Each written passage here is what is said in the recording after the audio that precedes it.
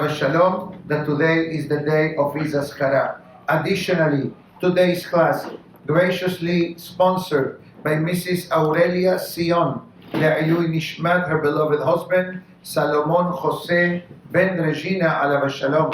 Additionally, today's class, graciously sponsored by Mrs. Helene Laney Stern, Le'ilui Nishmat, her beloved father, Abraham Ben Tzvi HaKohen, that the Yortzeit will be, God willing, this coming Monday, the 25th day of Adar the 2nd. Amen. And also today's class dedicated graciously by the Razon family, La'ilui Nishmat, Mrs. Razon's father, Menachem Ben David, Alav Shalom. Iratzon, that to the words of Torah and Berachot that the Kahal will say, will be an aliyah for the Neshamot as well. So we already know what Perashat Shemini topic is all about. That was one of the things that we learned yesterday, that Perashat Shemini, among the very fascinating topics, discusses the concept of kashrut. So we're going to put that on hold for a moment, and we are going to pay attention for a few minutes to Perashat Para. As we know, our rabbis established this time of the year to read 4 particular perashiot additional to the perashah of the week. Perashat Shekalim, we already did it. Perashat Zachor, Perashat Shabbat before Purim, we already did it. Tomorrow, Be'ezat Hashem, wherever you are in the world, we're going to be reading the additional perashah known as Perashat Para. Perashat Para is in the beginning of Perashat Hukat in Sefer Bamidbar. What is that perashah all about? Basic answer, it's all about the concept of a person purifying themselves from a level of impurity that today we have no solution for it. This is called in Jewish law Tum'at Met. Different levels of impurity can be easily fixed. A lady, for her monthly time, goes to the mikveh. When she's ready, she goes to the mikveh, she becomes tehora. A man who also went through some spiritual, physical challenges, yesod, zera, whatever you want to call it, goes to the mikveh, purifies. But there is one level of purification that the only way to purify ourselves will be when Mashiach comes any minute, any day. Amen. This is the topic of the para aduma, the red heifer. The red heifer. This is a very interesting mitzvah. It's a mitzvah called in the Torah Hukah. Hukah means a decree. We don't understand why. What's the question in the para aduma? Yes, there are many halachic factors to the para. The age, the color, the physical well-being of the animal, but there is one catch that we don't understand. How could it be possible? Short explanation, that the Kohen that was making the procedure of the para aduma, he himself will become impure, but the person that is sprinkled upon him or her, the ashes and the water of the para aduma, will become tahor. And here is the big question. How could it be that a mitzvah has a negative side effect? You follow me? You eat kasher, only benefit. You put on tefillin, only benefit. You do a mitzvah, we all know, mitzvot bring benefit, dividends, protections, blessings, and well-being for the person. Para aduma is the only mitzvah of the Torah that doing it is a catch-22. On one hand, purifies, and on the other hand, makes somebody pure, impure. But do not worry. Don't attempt to answer this question, although you live in a free country to a certain extent. Okay? That's the reality today. We have no freedom.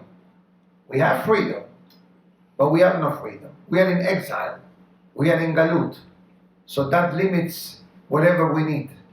And it's a different shiur. Don't ask me questions, why do I say that? It doesn't matter.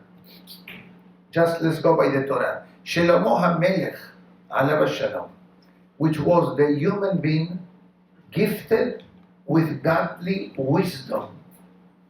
God gave a gift to Shlomo. God gave Shlomo 3 options. Your birthday is coming up. What? Monday? Yes, Sunday in Hebrew, Monday in English. And for presents purposes, I celebrate both days. You like it? Don't worry. Birthday, the donation died Torah in honor of you, Rabbi Batya. Chazak u'baruch. Thank you very much. Rabbi's account 7702, Bank of America. Okay, let's continue. You're a smart man. Thank you. Thank you. Thank you. Shlomo HaMelech was given a choice. God asked him, what do you want? Wisdom, wealth, or longevity? Shlomo HaMelech picked wisdom. Because wisdom brings everything else. It comes Shlomo HaMelech and it says, Amarti. Shlomo HaMelech says, I said, King Solomon says, Ahakema, Chokhmah. Yani, I will reveal to the world why the Para Aduma is a catch-22 commandment. What is the second part of the verse? Vehi rehoka mimeni. Is beyond my comprehension. And you need to know, Shlomo HaMelech, according to the holy books, was able to give several hundreds of reasons to the commandments of the Torah. This was the level of wisdom of Shlomo. Moshe Rabbeinu knew the answer, but he did not have the permission to reveal it. Now, let's go through the history channel. I believe the Rambam writes in the laws of Para Aduma. Para means a cow, a heifer. Aduma means red. And I'll tell you a secret. In this concept of the red heifer, there are many secrets hidden. Secrets that describes how does the qualifications and requirements of the Torah are found in this commandment. We'll try to give you 1 or 2 samples today. The rest will be delivered Beli Neder tomorrow in the afternoon class at 5:45. Be'ezat Hashem. So let's start. The Rambam writes, from the creation of the world till today, 9 times in history, the Bet HaMikdash and the Mishkan, Bnei Israel did the ceremony of the red heifer. The last one was done during the time of the second Bet HaMikdash. So when was the last time the Para Aduma was done?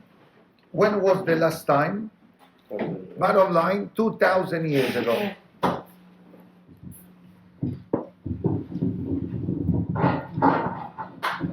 Hello? You got it, baby? Thank you. Hello? Beautiful. When was the last time that we did the Para Aduma? Time of the second Bet HaMikdash. Second Bet HaMikdash was destroyed over 1950 years ago, give or take a few years. And around that time, period to the destruction, the ninth one was done. Mashiach comes. After everything comes down, before we go to the Bet HaMikdash, we all need to be purified physically. Because all of us, are impure with the impurity of Tum'at Met. Let's say I shake your hands to say good morning. But yesterday you shook someone's hands that shook the day before the hands of somebody that works for the burial society.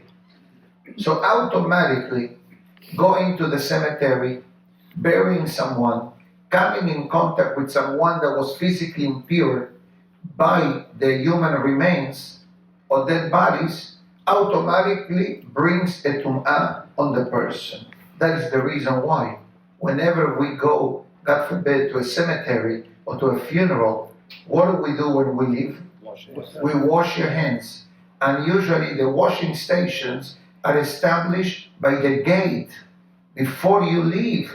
Why? Because if they put it in the middle of the road and you're still traveling through the graves, so to speak, the impurity, and let's clarify, the washing of the hands is the closest to purity, is a symbolic level of purification process. The real deal, and I don't mean the real estate newspaper, the real deal is about the ashes of the red heifer.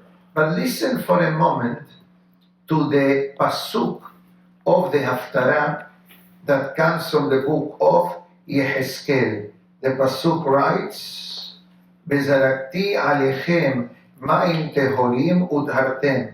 The previous pasuk says, "I will take you from the foreign nations. I will gather you from all the lands of the world, and I will bring you home." This is Yehezkel. Basically, this means Mashiach's arrival. Hashem is going to lift us up, so to speak, and we go to Israel. Amen. Don't ask me how. Igi el sapi umsali al nabi. We wait till Eliyahu Nabi comes, and then we'll deal with it. Bezarakti alechem ma'im tehorim utartem mikol tum'otechem.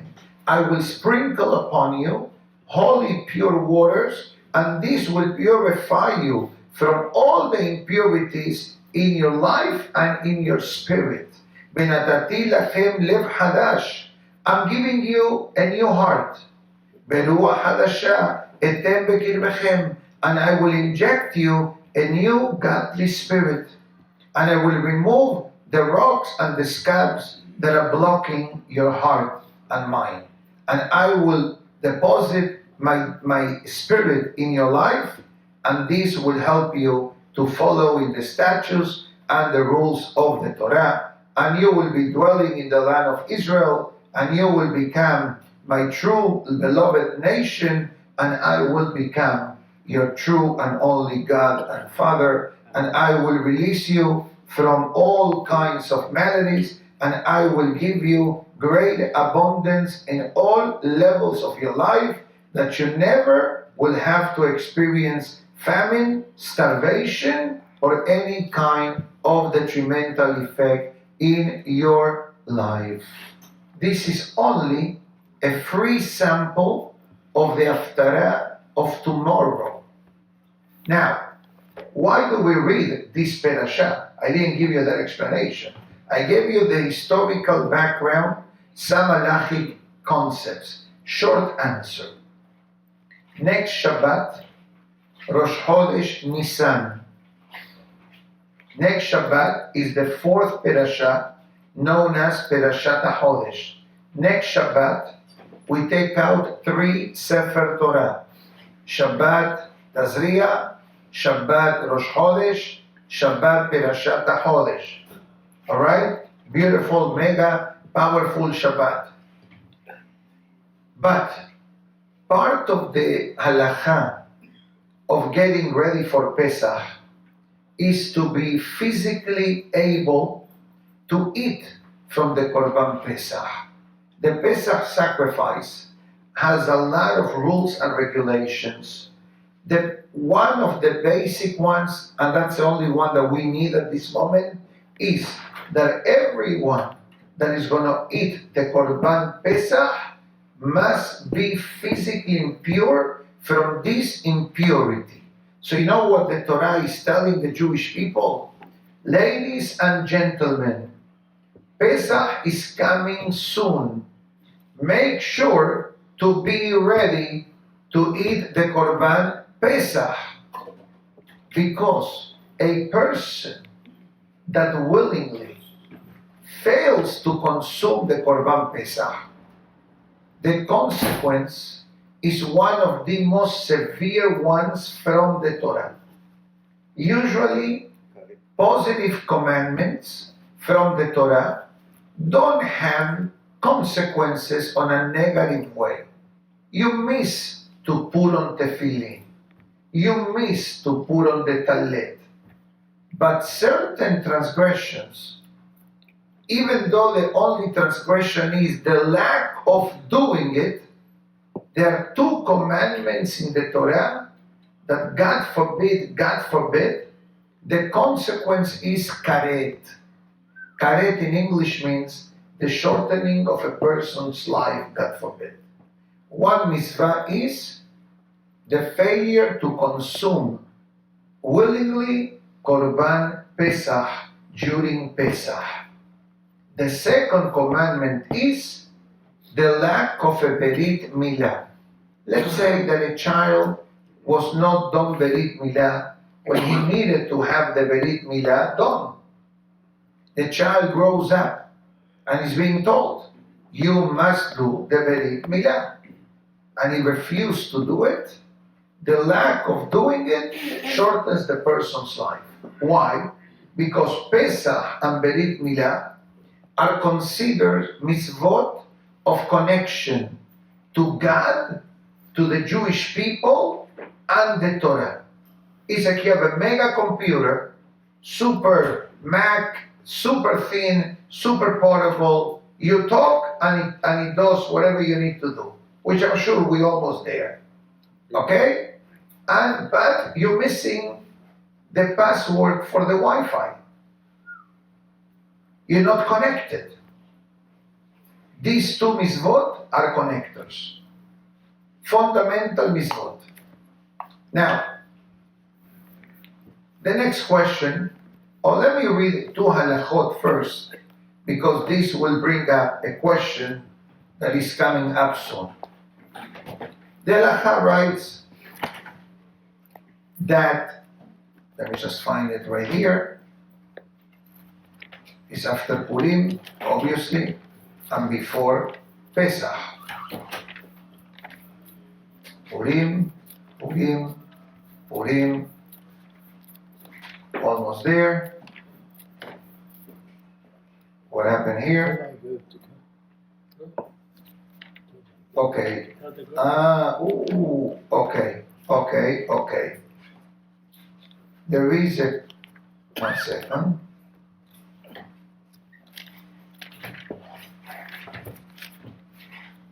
I know what I need to say, but I would like to read it to you from inside the halacha.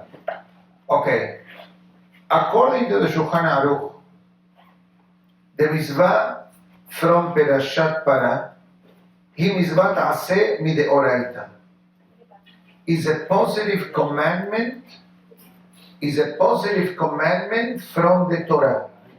Like Zachor is a positive commandment, Para is a positive commandment. Comes Hacham Obadiah and it says, and even though there are opinions who disagree with this statement, yesh le'achmir, you should follow the more strict opinion that you should follow like the Torah.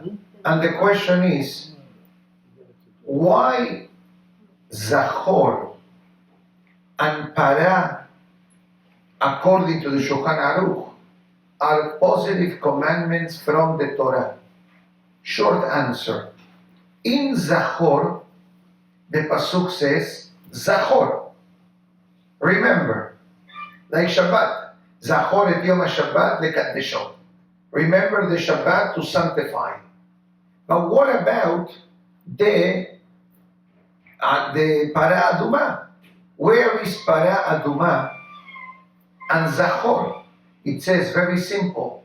In one of the 10 reminders of the day, one of them is the Egel.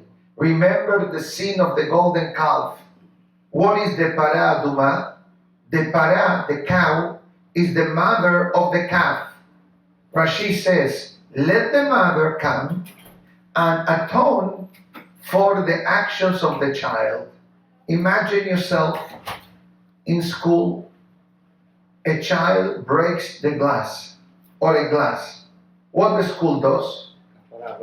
True, but what else they do? You're a holy man. But what else they do? They call the parents, your son broke this and this. Please pay it. I know that this is done in many circles. That's what Rashi says. Para, let the mother come and clean up the mess of the child. The egel was impurity.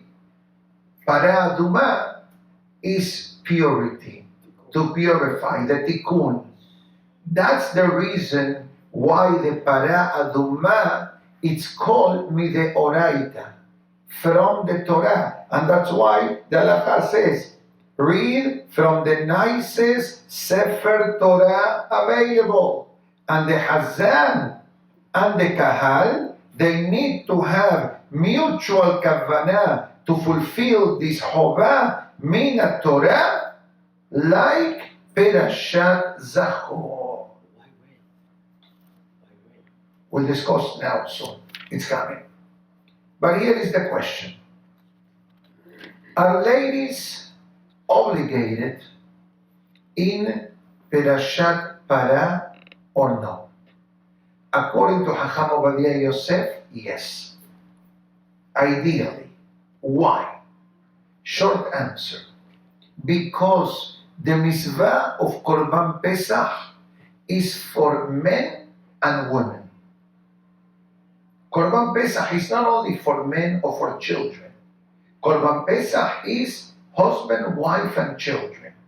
In the event that a person was unable to do the Korban Pesach, or let's say that a person was unable to do the Korban Pesach because he lived far away from Jerusalem and he wasn't able to make it back and forth on the same day.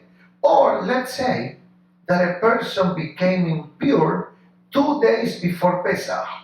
You need to become physically pure minimum 7 days of purification.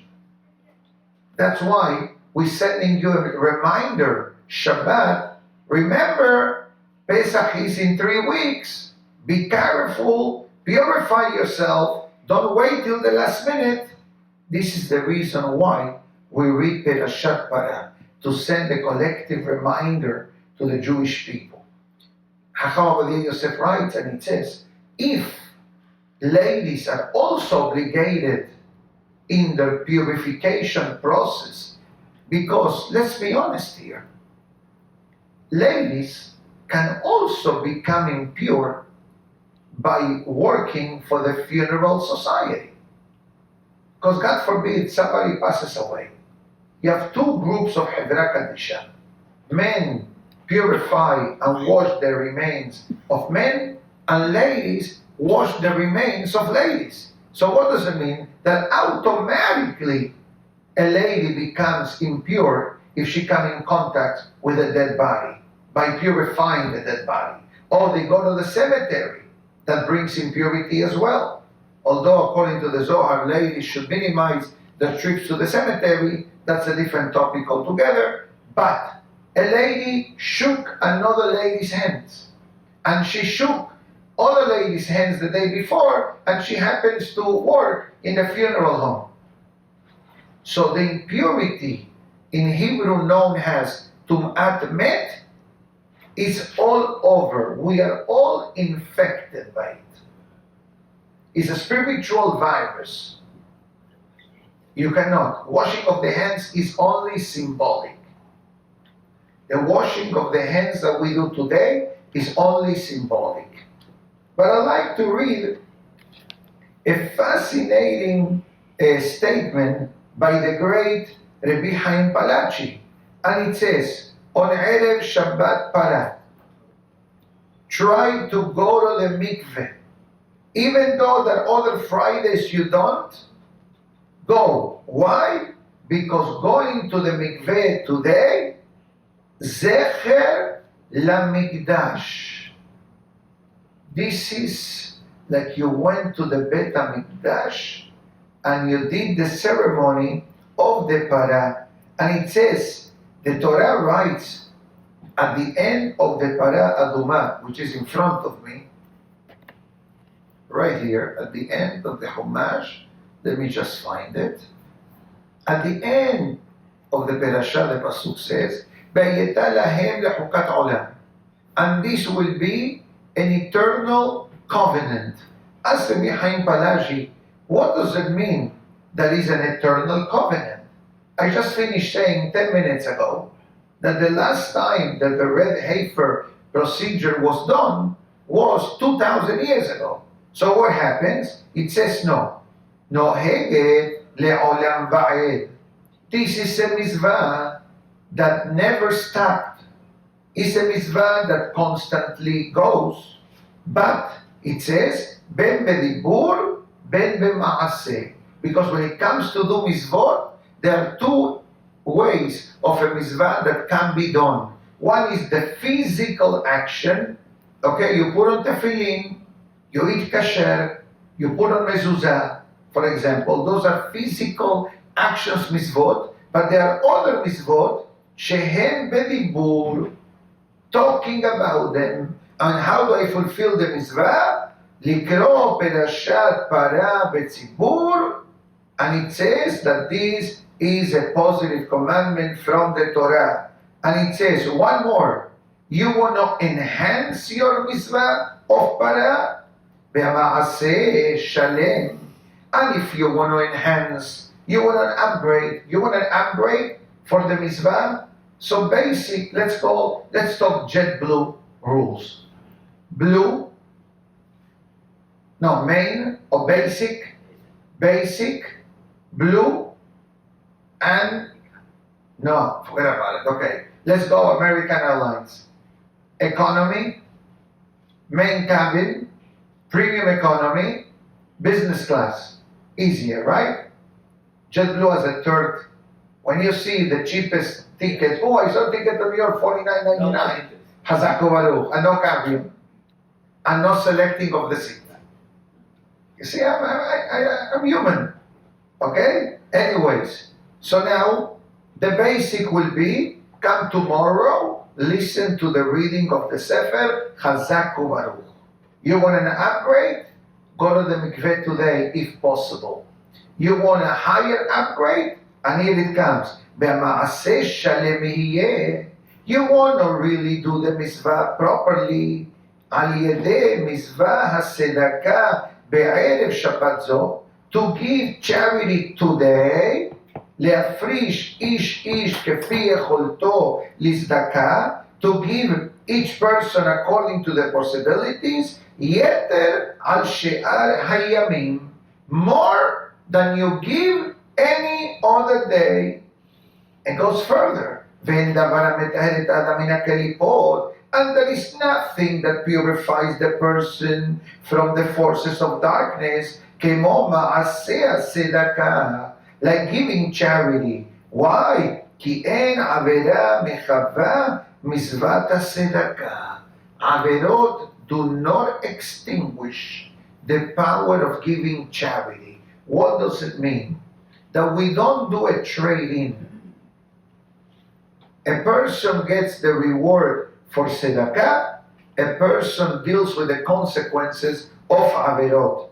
And the same way, Torah learning, and this opens the gates of heaven, shemisham yabo hageula le'am Israel. That the zechut of increased Torah learning and increase of giving tzedakah, it expedites Mashiach's arrival. Unbelievable. So today, try to do what you can. If you want to give tzedakah, feel free to go to the office. We have operators standing by. If it's to go to the office is too challenging, I'll give you the website of the synagogue. If that's too complicated, you can put tzedakah here, but don't give me a quarter of 50 cents. Okay? Idea is to give a bit more. That's what it says. It says more than what you can give, that you can give. But okay, I leave it to your discretion. I don't have to know about it. You continue. Let's dissect for a moment, and this is going to be only a free sample. Full version will be disclosed Be'ezrat Hashem tomorrow. So let's talk, for example, 2 points perhaps of the mitzvah of the para aduma.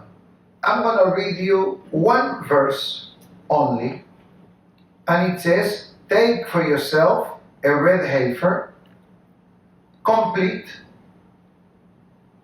perfect basically, that has no blemishes, and no yoke was placed upon the cow. So basic rule is that A needs to be a cow. A para is more or less between the ages of 3 and 4 years old. That's a cow. A calf is younger. Okay? So it needs to be an adult. That's why it's called para. The word para in English means what? Cow. But in Hebrew, if you play with the vowels, it gives you the word pere. Pere is from Lashon Peru. Peru, I don't mean the country. It means to be fruitful. So you know what the Pasuk writes? Beikho elecha para. Your mission in life is to make deposits in your account. Increase in the performance of your mitzvot. I'm going to skip the word aduma for specific reasons. Temima asher embah mum. When you do the mitzvah whole. Do the mitzvah without blemishes. What does it mean? Many times the person does the mitzvah, as we learned in the past, in a robotic fashion. Literally, you go into cruise control, you do the mitzvah, and chalas. There is no feelings, there is no emotion, there is no concentration, there is no happiness. You just do it. Just the commercial, Nike, just do it. That's good. To do is good. Don't get me wrong. But it says from these hidden words that the mitzvah needs to be perfect, no blemishes, and don't look at the mitzvot as a yoke. What is a yoke? I'm sure you know. I don't mean the egg yolk. That's Y-O-L-K. Yoke, Y-O-K-E, is the device that farmers put on the neck of the cow for them to plow the field. That's called yoke. So what happens? The cow or the ox, they just do the work. Okay? But that yoke is heavy on them. That's why there are 2 Torah prohibitions connected to the yoke. Prohibition number 1, you cannot cover the mouth of the animal. When they are plowing the field, you cannot put a muzzle on their mouth. They need to be able to eat while they do the work. Why? Because if the mouth is covered, they are suffering. Because they see the food in front of them and they cannot eat.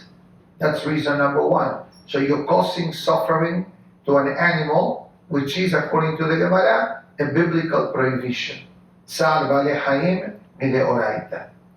Problem number 2, that you become ungrateful to the animal. Because the animal is working the field for you and you're selfish. You not allow him to eat, or her, on a cow department, or eat in English would be right. You're not allowing the animal to eat while they're working. That's the one prohibition in one. There is another prohibition, lo taharosh shor b'hamor yahdav. You're not allowed to plow the field with a yoke, 2 different types of animals, an ox or a donkey. Both animals are extremes. The ox is kosher, the donkey taref.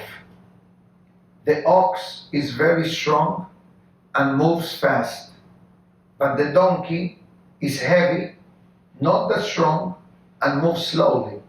So when you put the yoke on their neck, the harnessing on the neck, then you're asking both of them to alter the way God made them.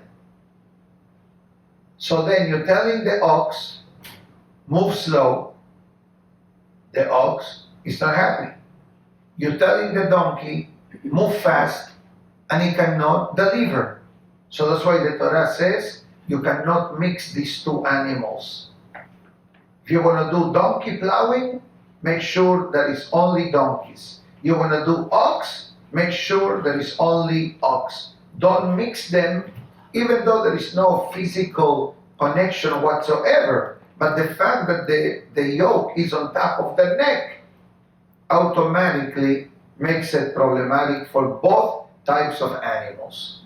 In the Para Aduma, also, if this animal was utilized for labor, automatically is disqualified to be offered in the temple. If this animal has different color hairs, most likely is disqualified. The only exception could be if the hair, let's say, is fully red, right? Fully red. But you see a couple of black hairs. So the Racha says, you need to get close to the animal and see the true colors of this hair.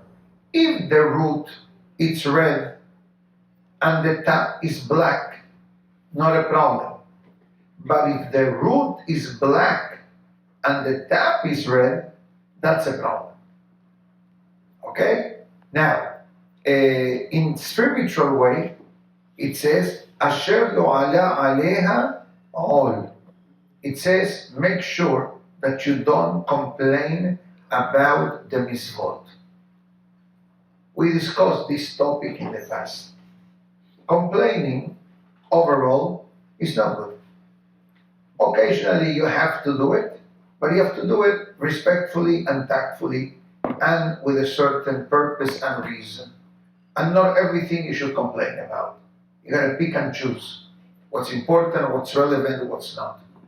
But when it comes to mitzvot, if a person, God forbid, complains about the mitzvot, that complaining comes with a spiritual side effect.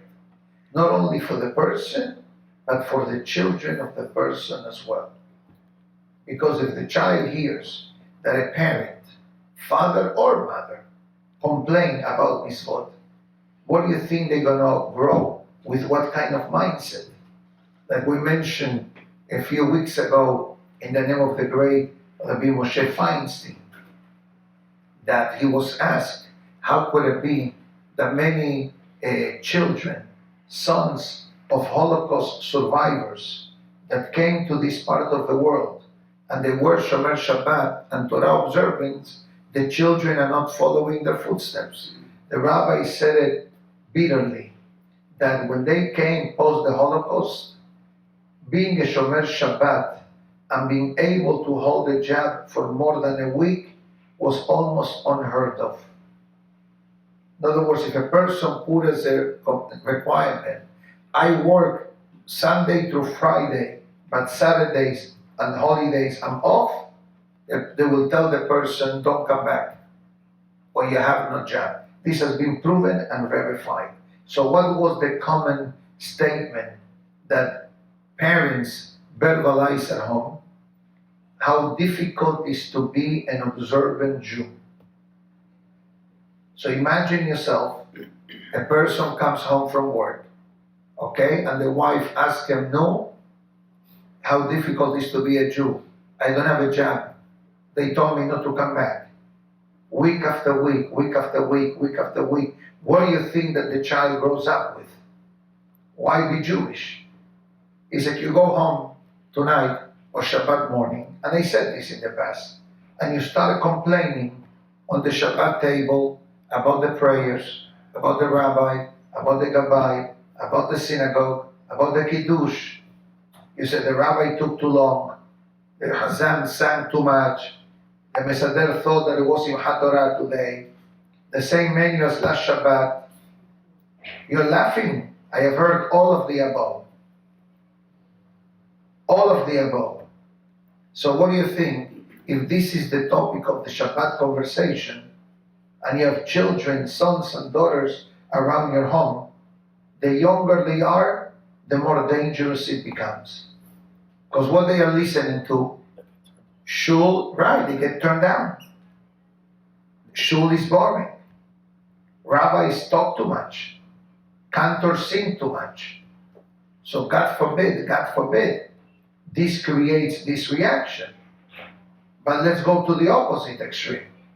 If your wife or somebody asks you, how was shul? And you say, very nice, we enjoy the prayers, nice words of Torah, a lot of people, Kiddush was beautiful, what message are you delivering to your children? That shul is a good place to go.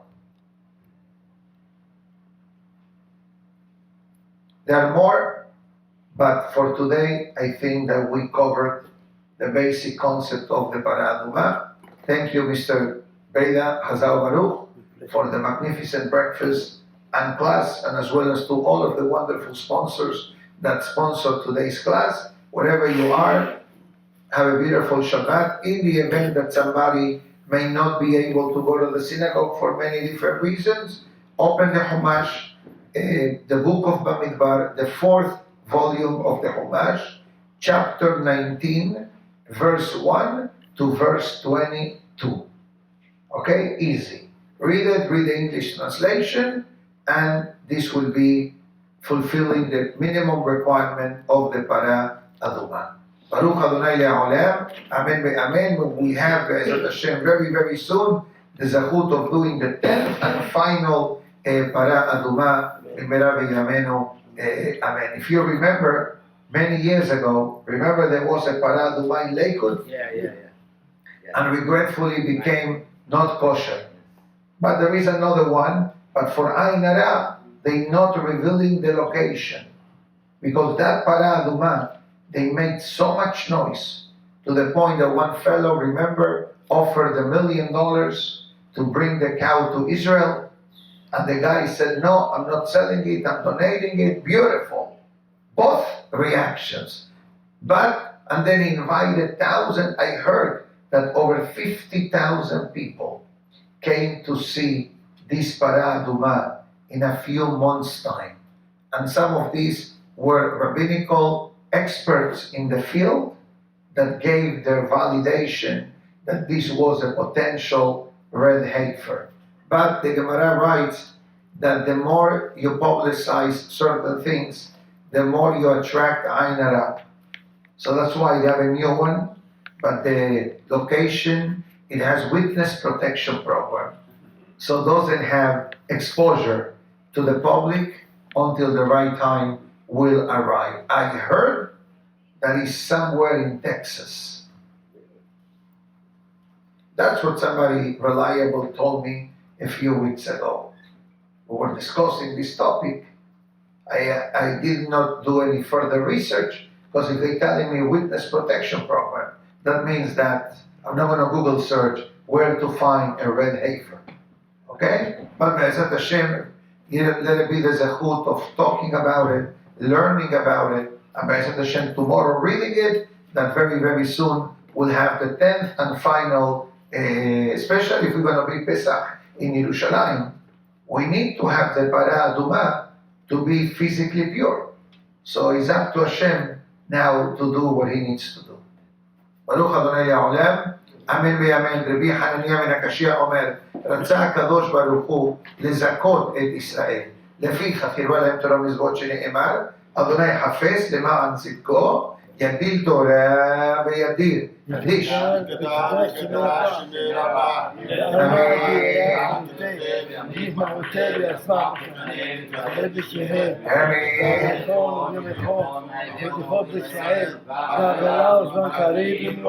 אמן יהא שמי רבם מברך לעולם ולמי עמיה.